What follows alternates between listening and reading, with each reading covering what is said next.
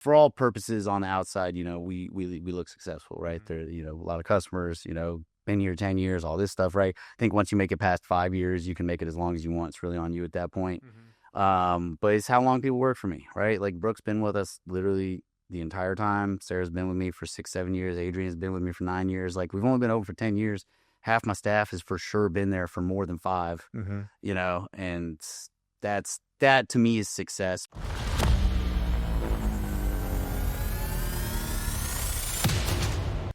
Hey guys, welcome back to the podcast. Today we're excited to sit down with Mr. Nils, the founder of Crème De La Cocoa in St. Augustine, Florida. It's known for creating one of the most unique dessert experiences in town. Nils has built a brand that blends creativity, flavor, and community. We're diving into the story behind Crème De La Cocoa, from the birth of the idea to the challenges of running a food business and to what's in store for the future. So welcome to the show, man. It's great to have you. Thanks for having me. Yeah. The first question I have is, can you tell us how Crème De La Cocoa came to life and what made you believe it would work in beautiful St. Augustine? All right. So kind of once I graduated college, went to pastry school, I was doing a bunch of different stuff before that, but I went there because I was managing some restaurants, and my mom was always like, and dad were like, well, you always like the cooking side of stuff. So, short story on the pastry side, I'm doing pastry. So I work at a few places for 3 years. So I did 3 years at the cake shop, and then I was 3 years at the Ponte Vedra Inn Club, executive pastry chef, and then I helped open a place here in St. Augustine for some people a long time ago. It was called the Chocolate Turtle, so some people would remember it or not. But after that, it was just time to sort of open our own place, and me and Bailey kind of just jumped all the way in and went full bore. And the reason I knew it would work was my time here and at the hotels. The desserts always sold. Everything was good. I think there was a gap in the market for sort of a high quality product. It just hadn't, this was like 2015. So this is pre St. Augustine sort of exploding, or right on the cusp. Like that's right when the wedding industry started really like pumping. Right. And so we kind of got in, I was able to help these other people start this place, and it was doing really well. And, funny thing is where we're located now is everybody was, it's a terrible idea. Like, oh my God, that side of town, right? It's over by the equinoxes, again, prior to like all this stuff happening.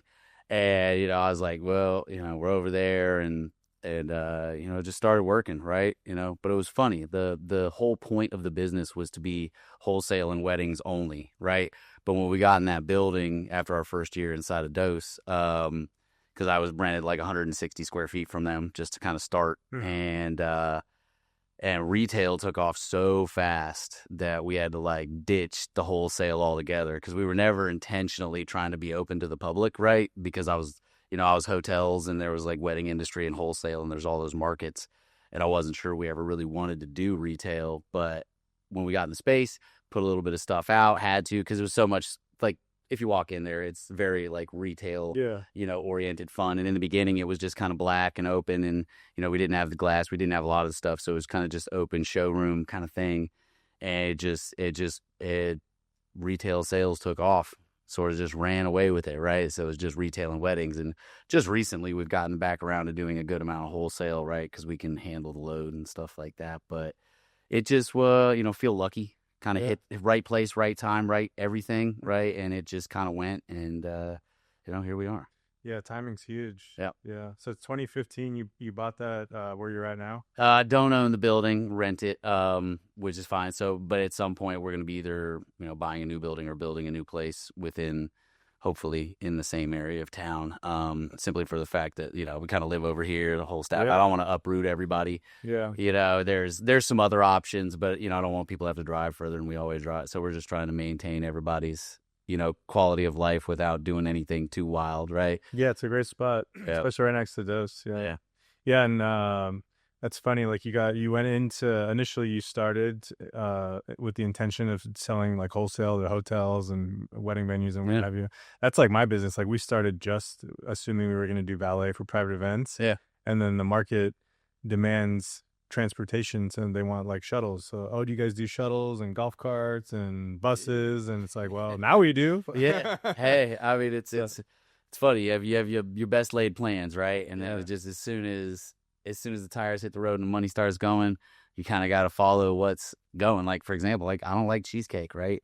We have a whole shelf of cheesecake. It's like the only dessert that is dedicated like 8 or 9 spots in the case. And for me, just not my thing. But people love it. Yeah. So. Yeah. And sometimes like the retail stuff, like, you know, you agree to it and you make it as part of, sometimes you just say, no, I don't want to do it. It's too much drama. It's too much headaches. So. For sure. Yeah. It's, it goes both ways though. Wholesale is generally a higher dollar sale, right? But the funny thing about what we do, and I think it's hard sometimes for people to understand is, so yeah, we make cakes, right? But like the reality of it is like everybody that comes to us for a cake, it's almost for like a birthday or a special occasion or a wedding.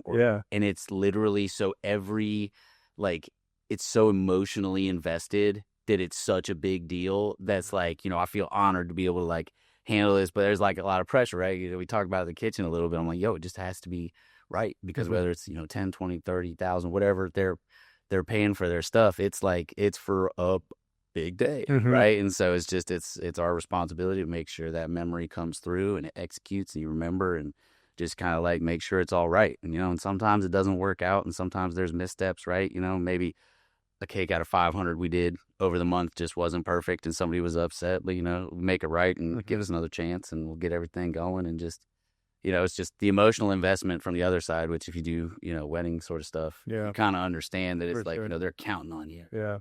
Yeah, exactly. Yeah.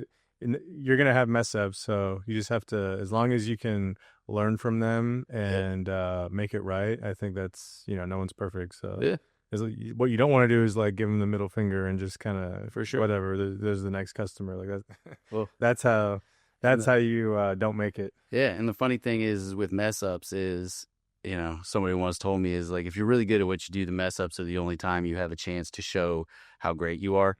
Because, service recovery and like making it right and everything, that's when it counts, right? Yeah. Everybody, it gets easy to be good sometimes, but like when stuff's really going south is, how good are you? What was was the spot that you're at now on San Marco, was that the first version of your business or was it? No. So the first version was in Dose. Our friends Julie and John own that. And funny enough, my wife's dad, Gary, is best friends with Larry, right? So we grew up in Gainesville. Their 4 friends group is so funny. It's Gary, Larry, Bertie, and Jules, right? So it's like, real Southern guys. But we knew them. Like my wife had grown up with Julie and her sister Natalie and stuff. So they rented us a little bit of space and we put a case in and set up somewhere I'd fill it up every day, and then we just keep track of sales and do it off, but after about a year, basically, told my wife, she was still working, right, and paying for, just floating the boat while we were getting everything switched over. Got to a point I was just like, hey, you got to like either leave your job or we got to figure something out. Like we got to get in a bigger space. We got to like volume up, right? And, once you get past a certain size, you start to realize you need more than one person, right, for it to actually function properly. And then she jumped off and then it just kind of went even better once she was full-time on it, right? Yeah. Because she's a lot better than me at most stuff that involves like front of house. Like she runs the business. I work there, right? But she makes sure like everything goes right. Yeah, that's good. Yeah, you need same thing with us. Like in the beginning, I was doing all the receipts and sales and insurance and everything. My brother was doing the scheduling, and eventually you need people that are better than you to do those roles. Yeah. And people that actually enjoy it. So that's good. You kind of touched on it. What makes you guys different from the other dessert spots in town? What's like your signature thing that you guys do? There's a lot of similarities and a lot of differences, right? We do a lot of stuff a lot of people don't do, which is fine. A lot of our desserts are a little bit more European style, just with sort of American flavors. Obviously you can get croissants, you can do all those things, but I think it's just our touch on it, right? I think that's any great business. It's what makes the business great. It's kind of the people, right? Or your spin on it. And I think we just have a really unbeatable team, to be quite frank. Like I'm not sure you could find any individual that's better than the group, right? Like we're pretty good at what we do. Sarah runs the kitchen. She's a technically better pastry chef than I am, for sure, right? I'm just better at certain things, right? And we just kind of gel really well between the two of us. Like kind of kind of got everything covered, right? So I feel real secure with the team and everybody we got, and Brooke and Victoria and, everybody. Lindsay, Adrian's been with me forever. His nickname's Sladrian. He just kills it all day long, right? Hey, we got Brandon and Emma and Natalie, and, we got all these people now. Team's way bigger than I ever thought it was going to be, but just, I really like going to work. I like hanging out with them, right? My job is to make sure they can be as successful as possible and really kind of just put it together so they can have great days. And if they have great days, the customers have great days, and we all have great days. And that's kind of my job, right? I feel like I'm like the mascot, like get everybody going and make sure everything's right. Yeah, that's great. What's the biggest challenge you faced in the early days, and how'd you push through? Biggest challenge we faced in the early days is pretty, I think it stands out landmarkly, as a right. But, we had just gotten in the new place, right? We had just got everything done and all of that. And then Matthew hit, right? And so that building floods, it flooded in Matthew and Irma, but in Matthew is specifically high. So, I mean, we had opened in July, I think, and Matthew hit in the first week of October, last week of September, whatever it was, man. As soon as you guys... Yeah, and we flooded, right? And we flooded, and, get back, you got to cut out all the drywall, everything, right? So you're doing all this, and literally I got like $500 in the bank account because we kind of, you got to get open, you got to do your stuff, and then you do this, and you lose your food, and you do all this. So what people don't realize a lot for restaurants, a lot of it is it's what your product is before you turn it in, right? I call the freezer like the vault, right? Because, if you're got frozen stuff in there, that's all dollars, right? Everything's dollars, fridge, everything, they're vaults. And so when those vaults sort of go down or you get robbed, right, by like the hurricane, it's a lot, right? It could be thousands of dollars, it could be tens of thousands of dollars, and you just, you have a lot of it's for restaurants and stuff, it can easily be like a cash flow thing because a lot of your stuff you'll be locked up in boxes, right? Because you got to buy thousands of dollars of boxes, you got to buy thousands, and so you have like $100,000, but it's sitting in products that have to leave the building to be turned back into cash. And so when you have $500 in the account, you got payrolls, you got all this, man, you just, you're just paying everybody to be construction workers at the time. We only had one or two other people with me at the time because it was right when we opened. But, it's just, hey, all right, we're not pastry chefs anymore. Cut the walls, get it out, because you can't wait for everybody, right? Yeah, wait. Everyone's busy. No, you just go, right? And but that was probably the most stressful because we had, a window blew out in the front, and it just, you saw. So they're like the news was using our building as like the picture, and you're like, oh God, like when your property's on TV, there's something went awry. But that was probably the most stressful time, I think, because we'd just started, and it was like, dang, like, everybody was like, this house is going to start. All right, cool. Right. Yeah. So you just kind of dig in and get going. But after that, I think it kind of proved to us that we can, through most things, you can make it as long as you just get a good plan and you get your stuff right and you stick to it and stuff like that. Yeah, that's good. Looking back, what's the biggest lesson you've learned as both a chef and a business owner?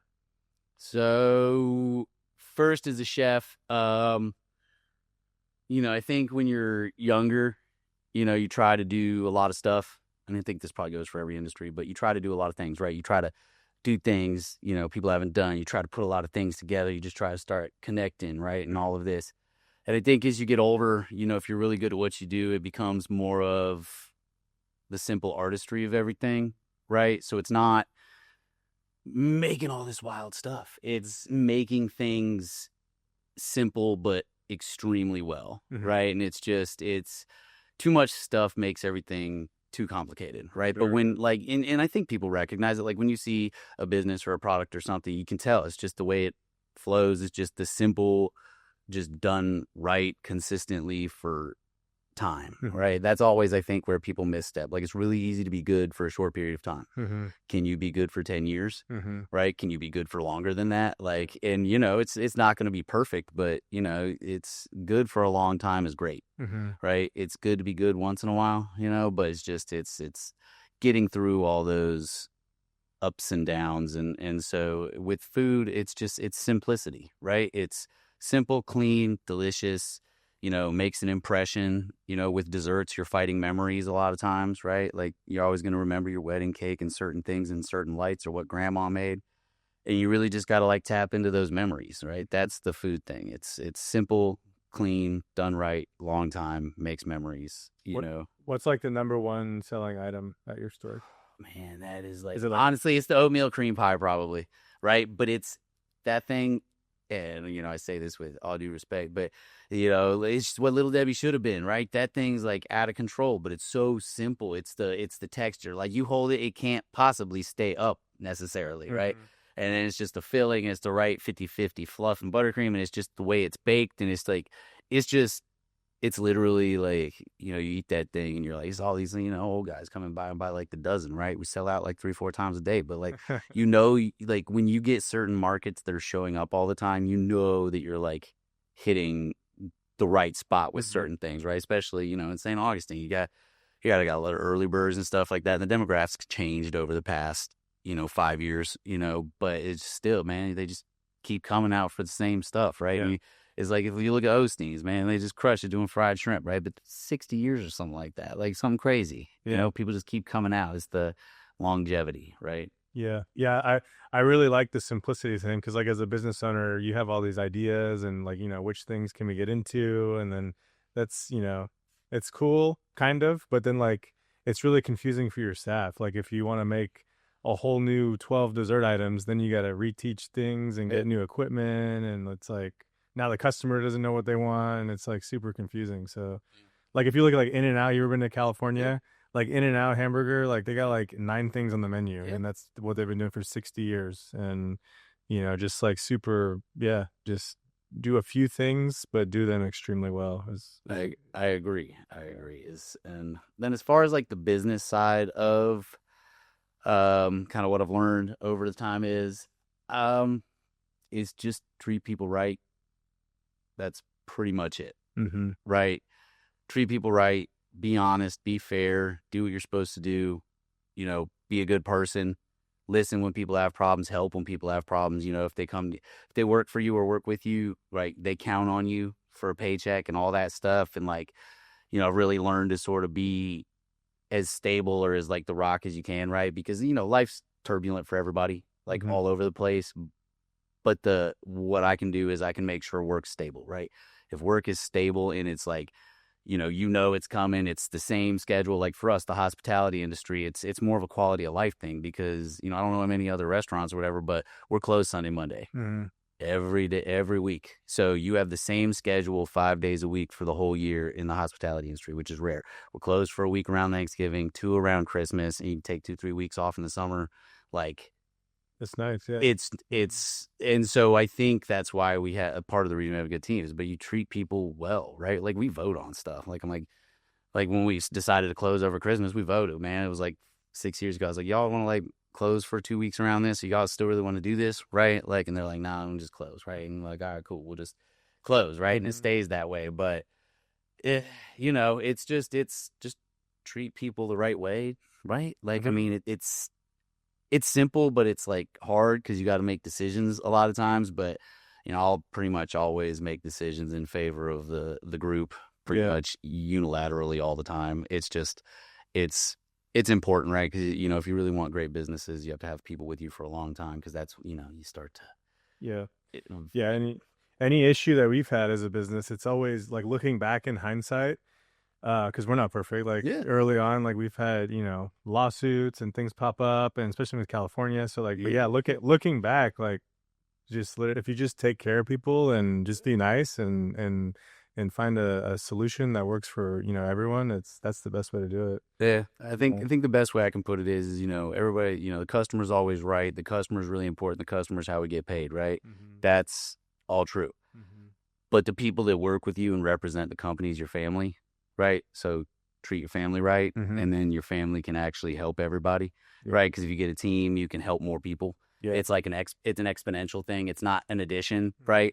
2 people doing something's exponentially better than 3, 4, 5. So if you have a team of 10, 15, 20 people that are all really like focused on doing well, Yeah. it changes things. Yeah. And bringing in, making sure, like you said, you have a really good culture. So like, Yeah. if like for those of you listening that are building teams, like it's important to like only allow quality talent in, because if you bring in people that bring the rest of the team down, then that's like you know, a sickness for the whole company. So Yeah. it's important to keep everyone, like, don't ruin the culture, keep it tight. Yeah. Well, and when we hire somebody, everybody else is expected to make sure they're in the right lane, right? As I tell them all the time, it's like, you got to protect it. Like, it takes forever to build, but we've all had it, man. It takes one bad person to just, Set you back, man.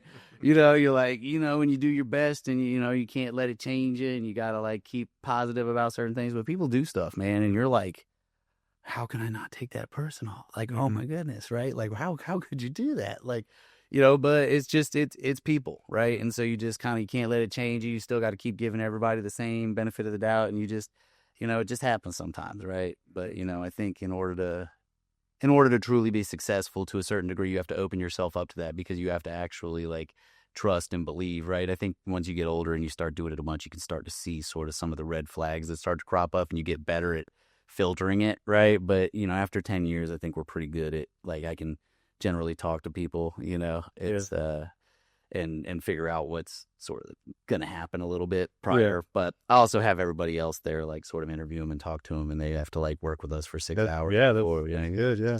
And Sarah's pretty critical, so she's she'll let me know what she thinks.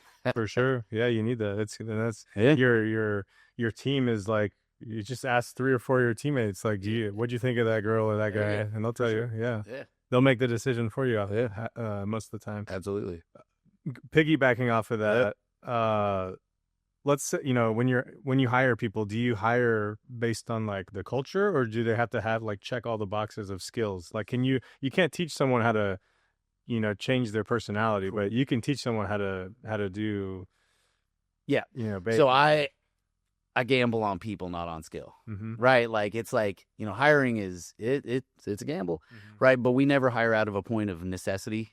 We hire out of a point of, because it's actually going to help or make us go further or stuff like that. Like, if you hire out of desperation, you're pretty much beholden to whatever falls on your doorstep. Yeah. But for us, with the culture and stuff, it's just, it's just figuring out. Well, sorry, I got lost off the question. Like when you're hiring, do you hire like just because obviously they got to have like some prerequisites, for sure. But are you hiring because you really genuinely like the person, or would you rather hire somebody that's got like went to this school, worked at this restaurant, la da da da? Yeah. So I gamble on people, right? So I gamble on like the quality of the person. Some skill is a little bit necessary, right? Just because of where we are in the business cycle, and you got to have some stuff, but it's hire for attitude, train for skill. And I think uniquely we have quite a good setup to where we can train people up as long as they want to.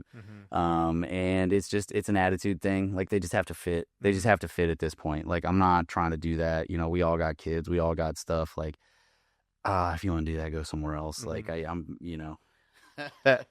just go. Yeah, I hear you. Yeah, we're the same way. In the beginning, it was that's what you learn with experience. In the beginning, we were just trying to hire as many people as you can, and that can hurt you. So yes, for sure. Once you get to the point where you just see someone or hear someone, you're like, yeah, come on my team. That's a good spot. For sure. Yeah. And it's so funny, man. The best people, Sarah, when she started for us, I wasn't even hiring, right? Like, and she sat down, and she's awesome. She's like, this is how I am, this is what I do, and we saw her credentials and stuff, and I was like, all right. And she always jokes, like, she lived here for a bit but never wanted to come work or apply because she saw I'd done like Food Network stuff, so she assumed I was kind of gonna be a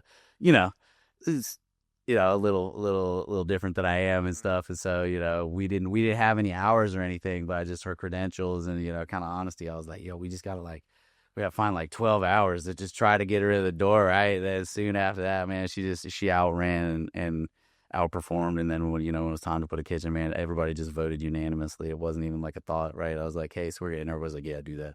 Right. Like, so, but that's one of those things where it's just, if someone comes along, you really got to try to figure out how to make it happen. And if they're really good, they'll make it happen too. Right. So when opportunities like that come up, you kind of have to explore them, whether you have the funds or not, right? Mhm. Like it's just one of those things that, like, man, it's an amplifier, right? Yeah, every podcast, like I'm listening to this podcast called Founders, and he reads biographies, and every single one, whether it's Elon Musk, Walt Disney, Steve Jobs, like all of the best CEOs and founders, they always talked about the only thing that you really want to take your time on is hiring talent. Like you don't rush to just scoop up people. Like you can, everything else needs speed. The thing that needs the most time is securing the best team members, because they're the ones that are gonna, even though they might cost 100 grand, 200 grand, 300 grand, they're gonna make 10 times that revenue. So It's people. yeah. It's people business, right? Once you own a business long enough, you're not actually in the business you're in anymore. You're in the training, the people. Like that's your job. You know, it's funny how you always work yourself out of what you intended on doing, right? Yeah. Yeah. Let's see. Next one. What do we got here? How has the St. Augustine community supported Crème de la Cocoa, and what impact do you think your shop has had locally? They're awesome. You know, best customers ever, best family ever. You know, y'all know me. If you've been coming, I've known a lot of you guys for decade, right? You know, and then some people I forget his name, but he comes in an original Crème de la Cocoa hat every time. I don't even know if I have one. I got to figure out how to like trade him out for one so I can. He's always like, "Oh, I'll keep it." I don't blame him. But you know, if you wear your gear and you get like 10 or 15% off. And no, it's just been great. We love the area. You know, I feel like we're actually like a part of the community, which was always one of my goals. You know, it's great to be good at what you do, but you know, I was like, you know, help out at the schools and, you know, donate for kids stuff and all the, you know, so basically anything we do is charity wise is pretty much kid based. It's pretty much it. You know, it's been awesome. We just, like I said, right place, right time, right growth, right everything, and it allowed us to grow sort of slowly and you know, you can eat an elephant if you do it one bite at a time, right? It's a big deal, but I look back and the business is bigger than I ever thought it was. Like I walk through the shop sometimes, I'm like, man, this place is crazy, right? Like, because there's a lot of stuff that is out that I had nothing to do with, right? Like all the prepackaged stuff, all the marshmallows, meringues, that's all like Sarah and Emma and Bailey. Like I'm not even, you know, I feel like the more removed I get, the better the business does. That's It feels weird to say it that way, but like they're all better than me at all that stuff, right? And at this point, like you had said a little bit earlier, is just find people that are better than you, right? Like, you know, because I'm good at handling a lot of the BS. Yeah. Right. I joke with, you know, I'm kind of like the bulletproof vest for work. Right. So, you know, unhappy customers, this, that, other bills, AC breaks, whatever, right? All the stuff nobody really wants to do that you have to do at home, you know, kind of just make sure it goes. And if you don't want to talk to people that day, great, I got it. Right. Like, so, but it's just the city, the people, you know, everybody that works for me. It's just, I feel lucky. Yeah. You know, Yeah. we try hard, but I feel lucky. That's good. Thanks for sharing that. Let's see. From where you started to where you are now, what milestones are you most proud of, and what's next for Crème de la Cocoa? Milestones I'm most proud of. If I'm being honest, it is probably the amount of years people have worked for me. Right? Yeah, like if I'm being totally honest, like on what I deem as successful, right? Because for all purposes on the outside, you know, we look successful, right? There, you know, a lot of customers, you know, been here 10 years, all this stuff, right? I think once you make it past 5 years, you can make it as long as you want. It's really on you at that point. But it's how long people work for me, right? Like Brooke's been with us literally the entire time. Sarah's been with me for 6-7 years. Adrian's been with me for 9 years. Like we've only been open for 10 years. Half my staff has for sure been there for more than 5, you know, and that to me is success because, you know, you're able to make jobs for people like careers, right? Like a lot of times people in the food industry don't view it like, especially pastry chefs for some reason, you know, they kind of get like the side go of it, but it's just what it is. You know, kind of talked about it a lot over the history of the business, but you know, that's part of the reason we started our stuff is because pastry chefs are generally second fiddle, but I think you can, you know, it can be standalone. But how long people have worked for me, you know, and then, you know, just, you know, obviously, you know, watching the sales go up and and everything. But then, you know, walking around, you see something in the shop that you had nothing to do with. And you're like, this is so nice, right? Like it'd be like, you know, if you did a shuttle thing and like you came in one day and this whole thing was set up and it's just so much easier. And you're just like, Yeah. this is ours. This is crazy. But the people, you know, just the birthdays and seeing the same customers over and over. The next one to the people working for me is when I do your wedding and I do your baby shower and then I do your kids' first, fifth, sixth. We're on 8th birthdays, right? All the family birthdays. Like I don't want one-time customers. I want repeat customers for life. That's better to me because it's so fun watching everyone. The people watch your kids grow up, and you know, you know everybody, right? Which isn't necessarily possible in a lot of cities because they're really big. I mean, you still have your customers that you know, right? Like, but here, a lot of these people I've known for like a really long time. Like people come and be like, I remember when you started at Dose. I'm like, dang, you've been with us for how long?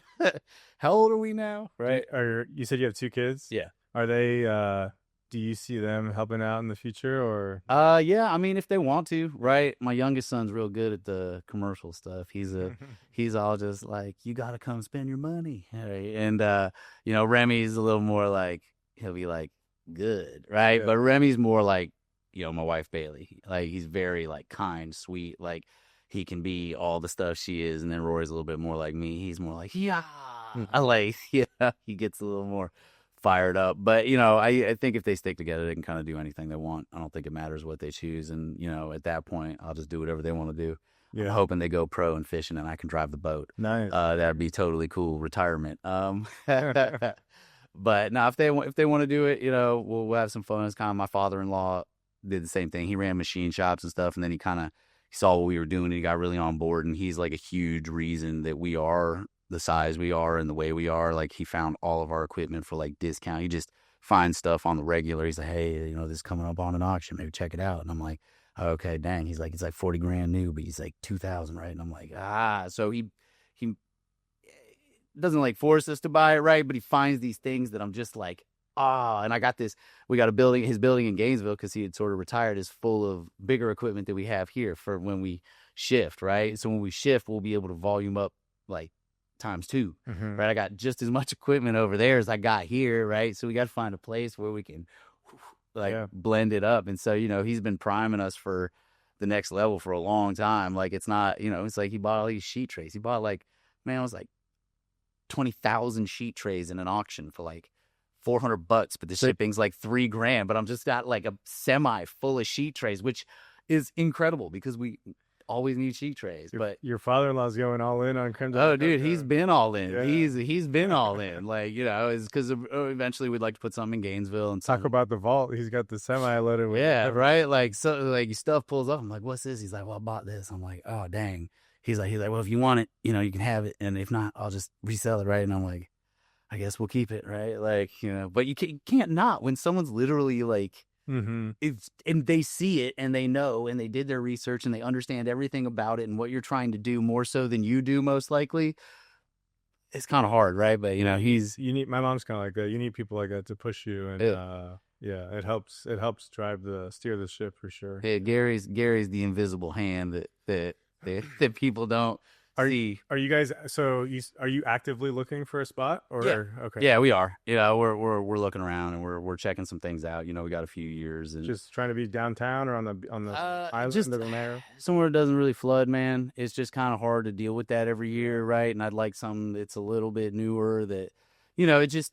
What type of zoning do you need? That's a good question. For commercial, like I don't know what the specific, you know, code's gonna be, but.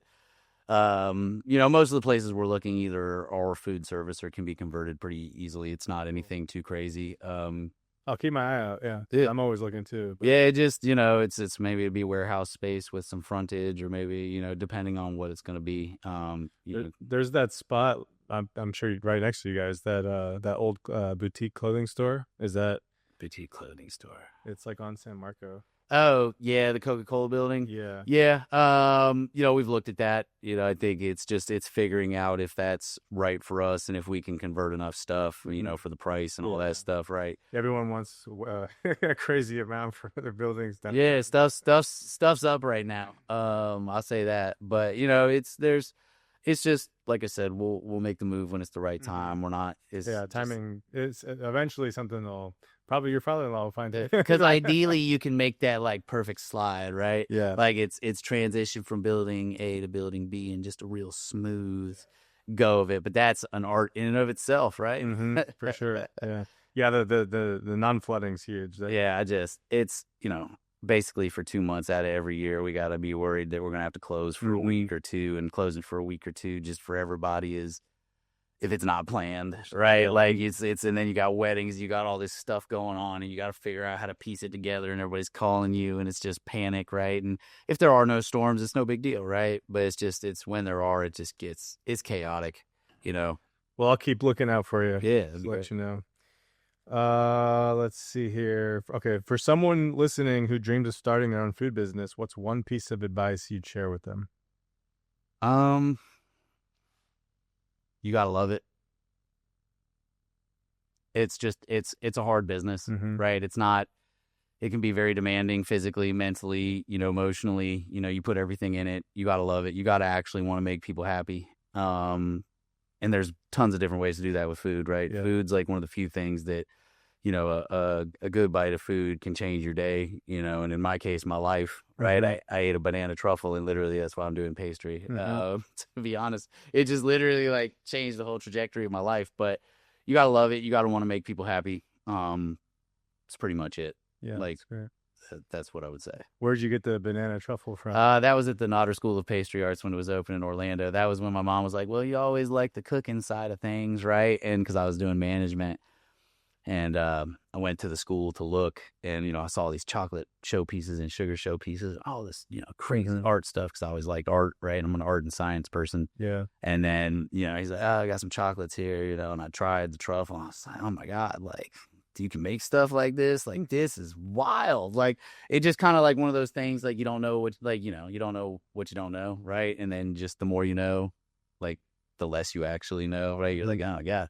And then I tried this truffle, and I was like, man, damn, this is like art, science, and it makes people happy. Like, I can make people feel like I'm feeling right now with like a bite of food. Like, this is crazy, right? Like, but then you think about it, it's like every wedding we do is, a couple hundred people every day, and so it's the best way I know to make the most people happy is really what it boils down to at the end of the day.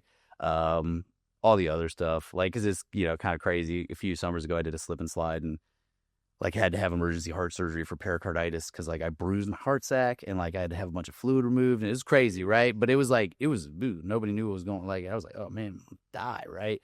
And, as you sitting there at that point, and, like, man, I'm gonna lose everything. Like, I could lose everything, right? And, and you realize that just all that stuff doesn't really matter, right? It doesn't. It's about, it's about memories, and just, it's really crazy. So it really boils down to, it's really trying to make people happy, right? Because it's those memories and things that are really important, and it's really important it matters, right? I think in the day and age where people don't really necessarily like think about everybody so much, I think if you really talk to people, I think everybody's still really kind and genuine for the most part.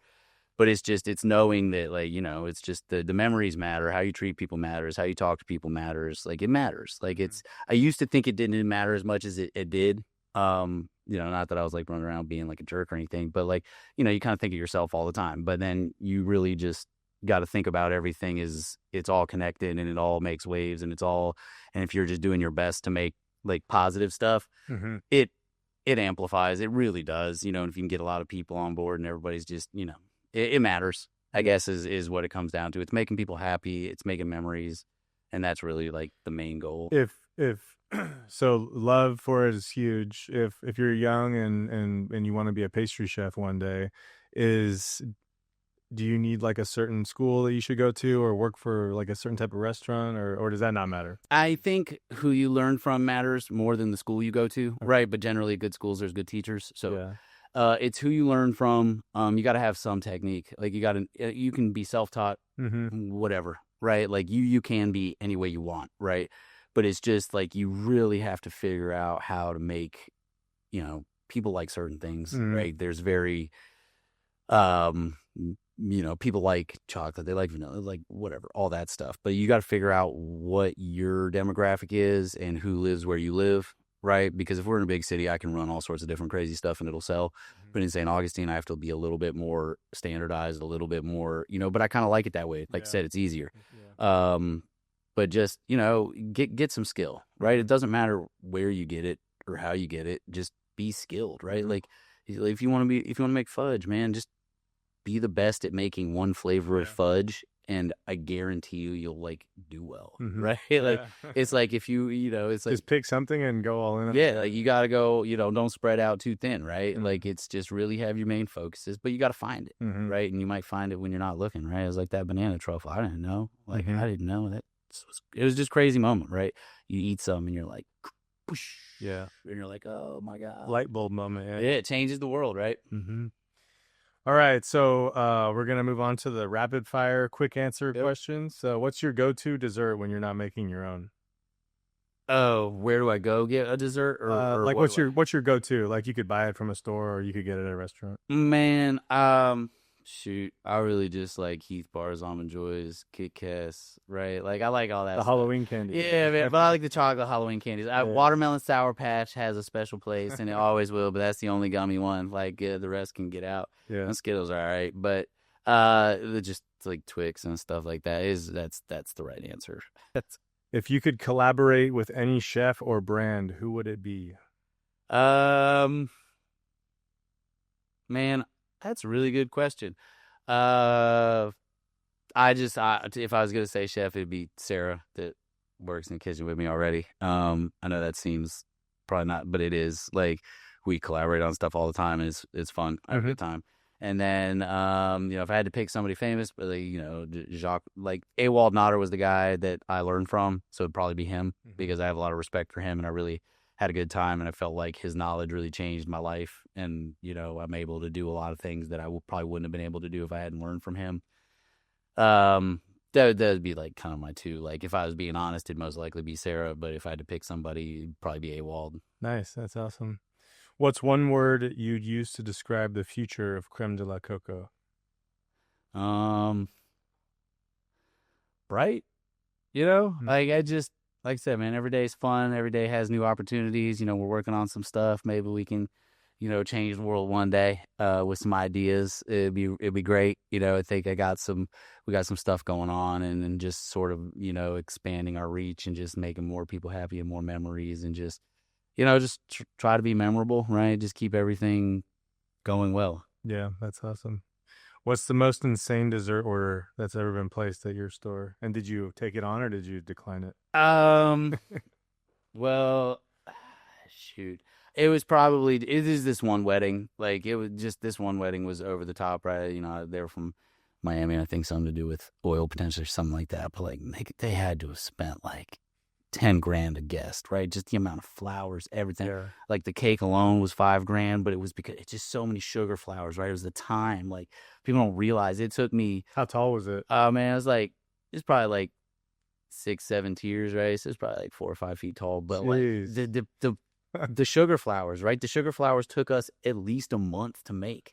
Wow. Like so you make those separate and then place them on? Man. So, it's like, it's a time thing. That's the whole, like, because, I think sometimes people look at desserts or they look at cakes and they're like, why does it cost them? Like, man, it took like 6-7 hours, right? If you equate that to what somebody else's job is, you're like, oh, yeah, that should, but then with most businesses, like speed has to happen. And so you get faster at it. So something that took you 6 hours now takes you 3. But if you were to look at it from a version of if somebody was going to make that on their own, there's no way you can put it together for that cost. Like it just doesn't work, right? Like you have to buy all the ingredients, time, all this. And it's hard, but it's trying to keep value and quality, right? Like, because you could have the best quality in the world, but the value's not there and they use you once, right? But you could be so valued, the quality isn't there and they just don't go. So it's that like, you gotta find in between, right? Yeah, that's good stuff.